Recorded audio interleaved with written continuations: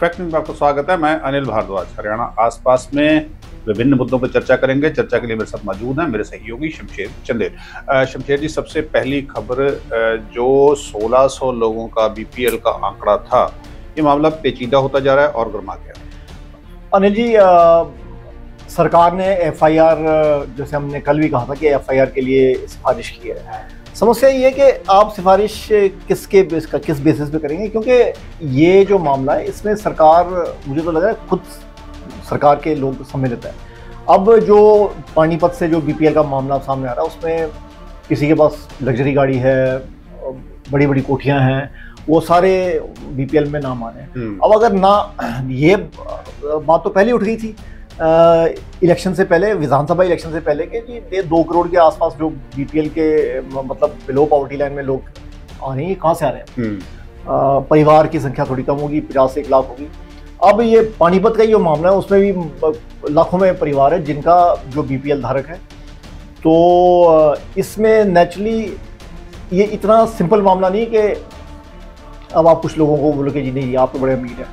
वो तो हरियाणा में तकरीबन, हरियाणा एक समृद्ध राज्यों में आता है, गोवा, हरियाणा, तकरीबन पंजाब भी, मगर हरियाणा की जीडीपी बहुत ऊपर है।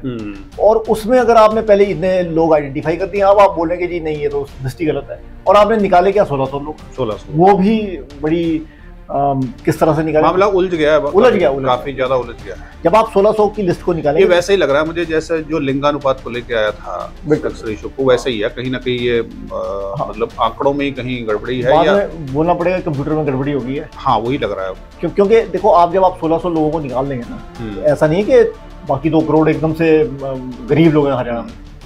मतलब आप नेशनल हाईवे पे अम्बाला से जाओ तो 2 करोड़ गरीब लोगों का मतलब कि सारे गरीब है, सारे गरीब। 50 लाख का मतलब तो यही होगा कि कुछ है ही नहीं कहीं कुछ। अरावली को लेकर खबर है कि 6 सड़कें जो है इलीगल तरीके से बन रही थी, और राजस्थान के मुख्यमंत्री भजनलाल शर्मा ने हरियाणा के मुख्यमंत्री नायब सिंह सैनी को पत्र लिखा है। ये देखिए अनिल जी, अरावली का मामला जो हरियाणा में ज़्यादा इसने तूल पकड़ा है, क्योंकि हरियाणा में ही ज़्यादा इलीगल माइनिंग है।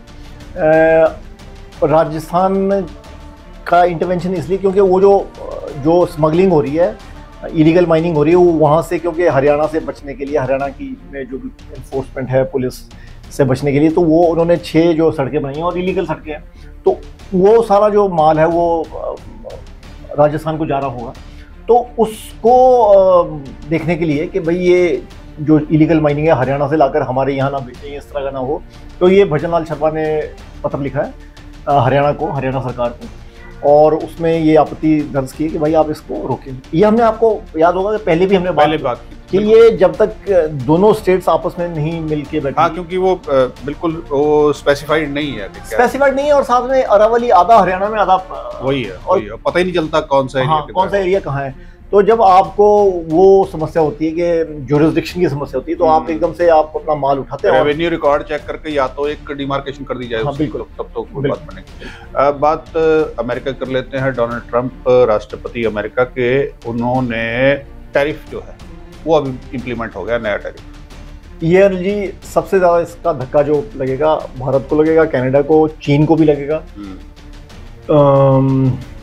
मैक्सिको को शायद इतना ना लगे पर लगेगा।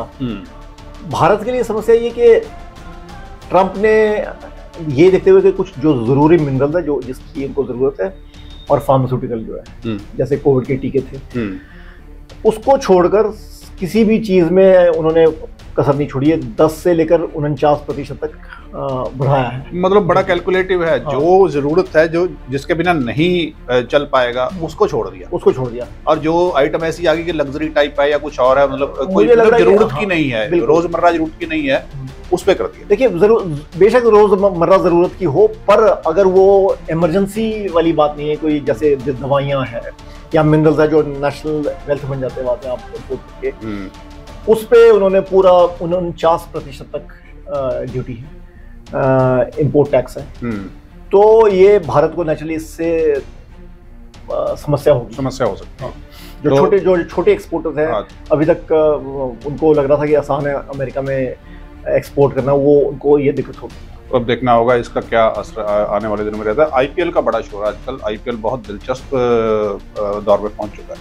शुरुआती दिन है, पर ये अभी जो इनिशियल ऐसा लग रहा है कि जैसे अभी तक 4 सीएसके जीती है, आईपीएल 5 मुंबई इंडियंस जीती है, 2-3 कोलकाता नाइट राइडर्स, और आज जबरदस्त मैच होना है लखनऊ, हाँ लखनऊ का और एमआई का।